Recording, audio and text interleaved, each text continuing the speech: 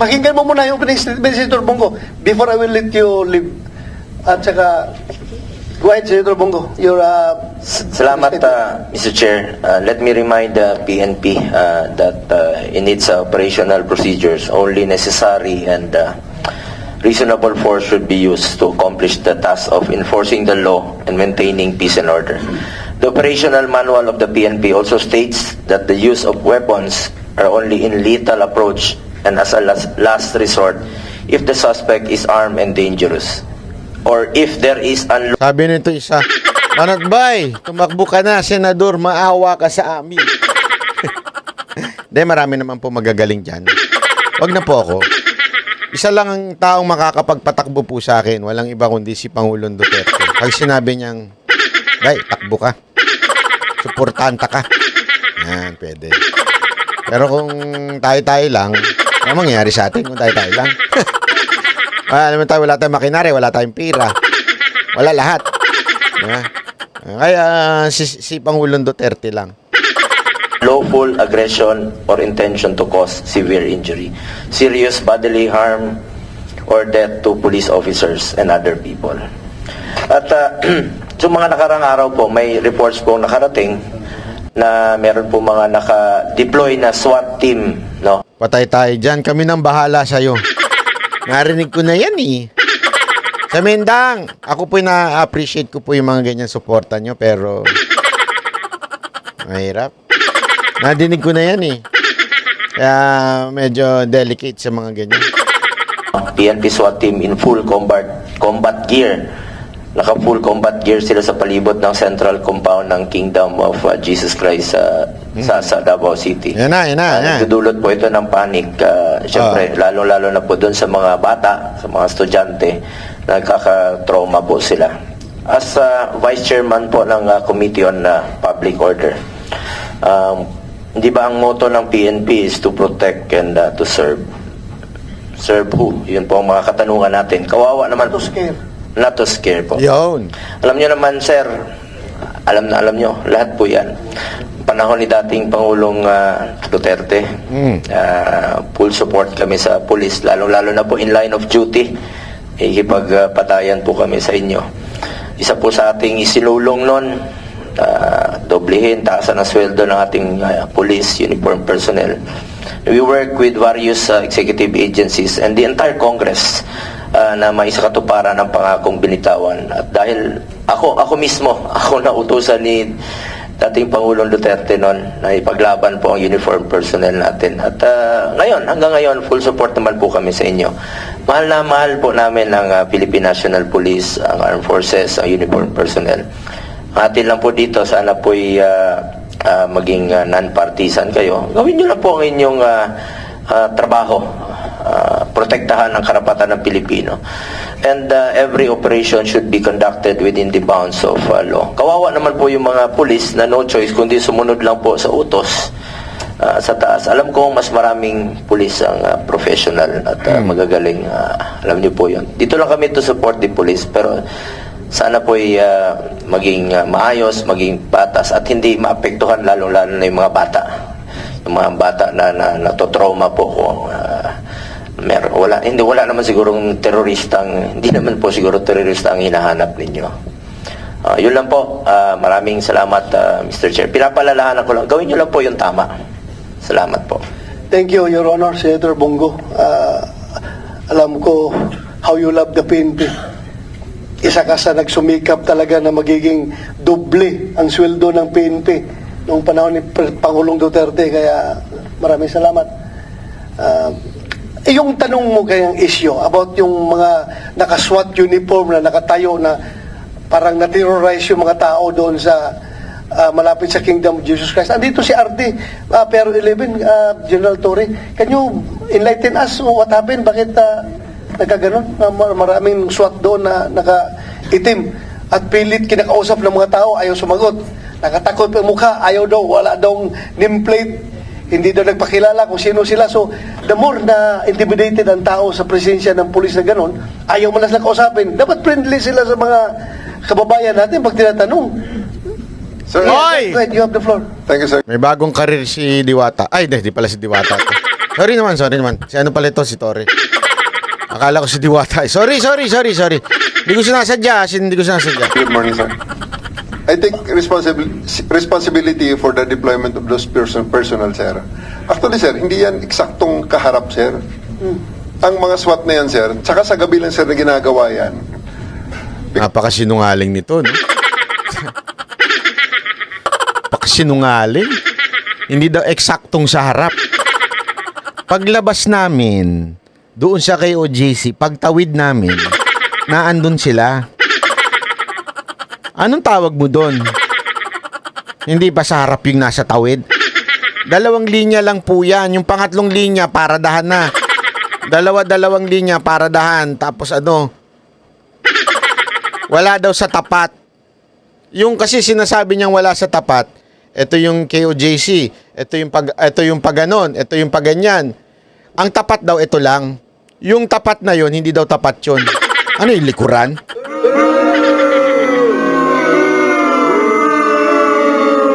Kailangan mo mag-tricycle papunta doon, ha? Kasi hindi na tapat yon. Buong linya yan, ang haba niyan, ang haba ng KOJC. Lahat yan may mga pulis. Sabi niya, gabi lang daw.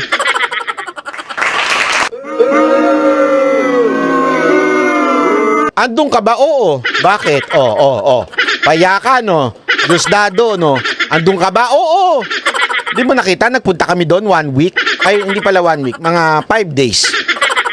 Inikot namin yan, KOJC at saka yung Glory Mountain. Sa Glory Mountain yan, nakailang checkpoint eh. Para lang akyatin mo. Oh. At ano yan ha? Hindi ho yun, hindi ho gabi yun. Tanghali yun, hapon. Sa harapan ng KOJC, buong araw may pulis dyan.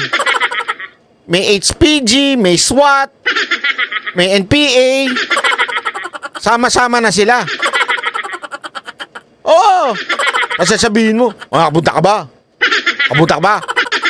Hindi mo napanood. Tanga ka ba? Tanga ka. Andun kami, nag-video pa. Kinausap pa nga namin eh. Yan ang problema sa'yo eh. Kinausap ko pa nga mismo eh. Ako mismo nakita ko nagtatago ng pangalan, nagtatago ng mga muka. Nandun ang Banateros, paya ka. Paya ka. Because, kung titingnan natin, sir, there is a wanted person in the premises of the compound. Nakita natin noong June 10, in-attempt nating iserve ang warrant at hindi nga, sir, napasok talaga, sir, dahil talagang napakalaki ng resistance. And we're just very conscientious na bawasan lang ang possibility na makatakas, sir.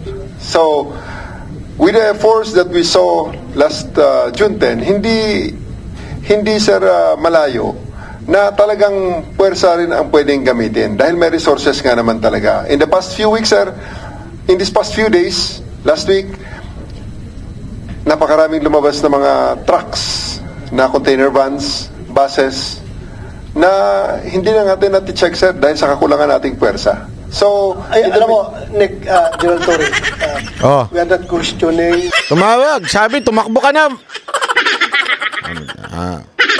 Banat bay. Tumakbo ka na.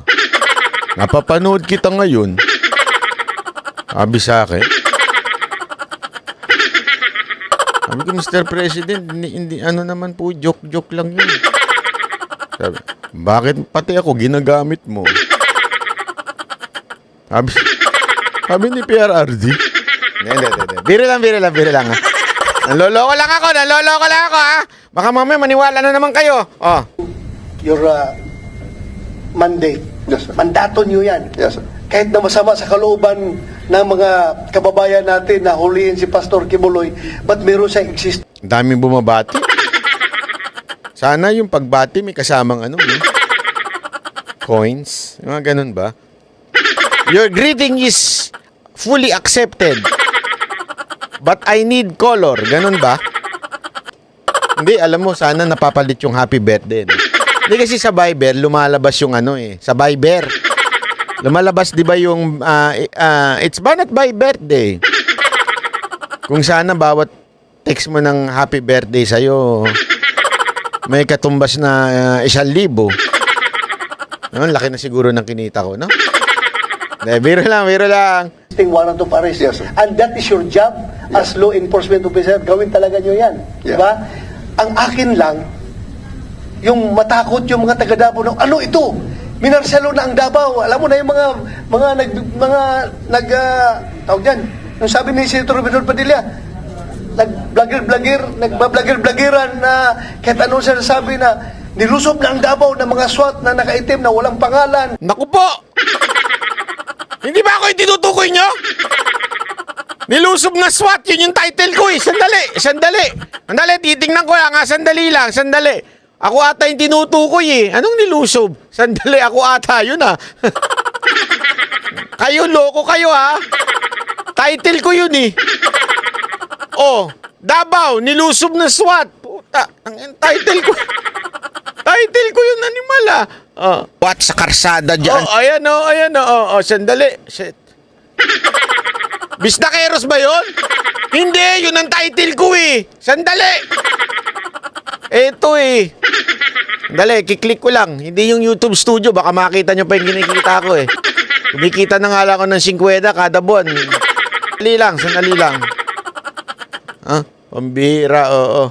Parang ako pa ata yung pinapatamaan ninyo ah. Ay, yung mga senador kayo ah. Magkakakampi tayo, pinapatamaan nyo ako. Ano kayo, banateros? Kahit kakampi, binabanatan?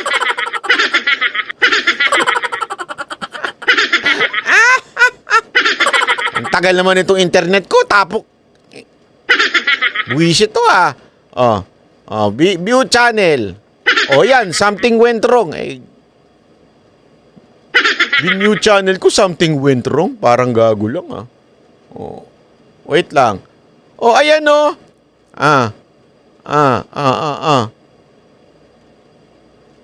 Ayan o. Ikaw yon. Check GC. Sandali, ako yun eh. Papakita ko ha. Ayan o, Davao. Nilusob ng SWAT. Boo!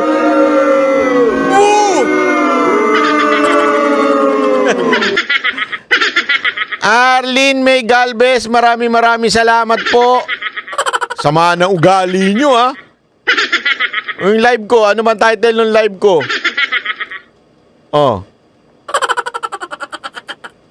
SWAT! Kinalat sa Davao! Marcia Luna! Pambira!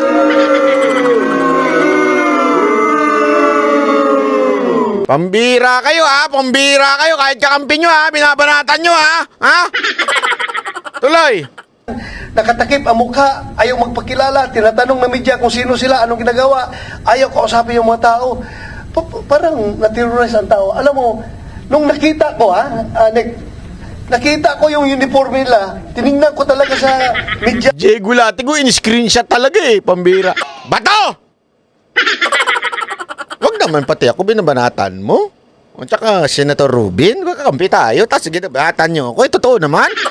Nakatago naman talaga yung mga pangalan nila at saka yung mga plate number nila, hindi naman mapakita. Yung sa cellphone yung kanilang patches, yung unit. Nung nakita ko na RMF B11, gusto ko sabihin sa mga tao na no cause for panic, mga tao natin yan. Mga local police natin yan kasi sinasabi nila, RMF B11. Vlogger ako? Hindi man ako vlogger SM na anchor ako ng vlogger. Talaga yun, or Yes, yung mga galing sa ibang lugar ng police. RMFB, sir, galing sa... RMF B11. RHQ, sir. Kaya nga sabi ko, sana mga kababayan ko sa Davao, huwag kayong magpanik dahil mga tao natin, mga pulis natin yan. Baka mamaya team leader dyan, yung anak ko pa, na si Lieutenant Rack de la Rosa na... So, sir, ibig mo ba sabihin, kakampihan na natin yung mga pulis kasi mga taga Davao 11 yan o taga Davao City yan o kahit yung anak nyo nandyan. Pero sir, bakit mga nakatakip ang mukha? Gabi na, naka-shades pa. Sino yan? Si Banat Bay ba yan? Gabing-gabi na, naka-Ray-Ban pa?